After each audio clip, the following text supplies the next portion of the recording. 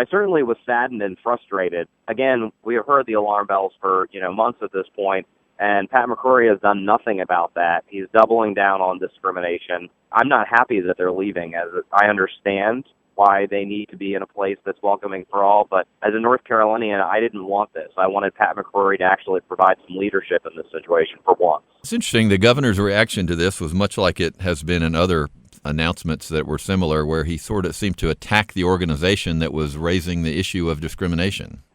I was an economic developer for 5 years before I served as ED of Equality North Carolina, and I could tell you that we're not going to be winning any new events or new business relocations with our chief executive out there just bashing everybody who he disagrees with.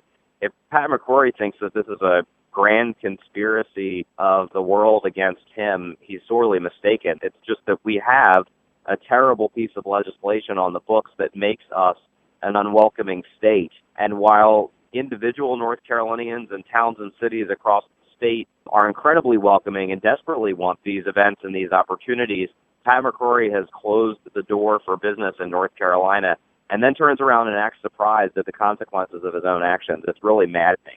McCrory has mentioned this at every turn, and of course Lieutenant Governor Forrest too, that this is all about safety in bathrooms. They keep coming back to that.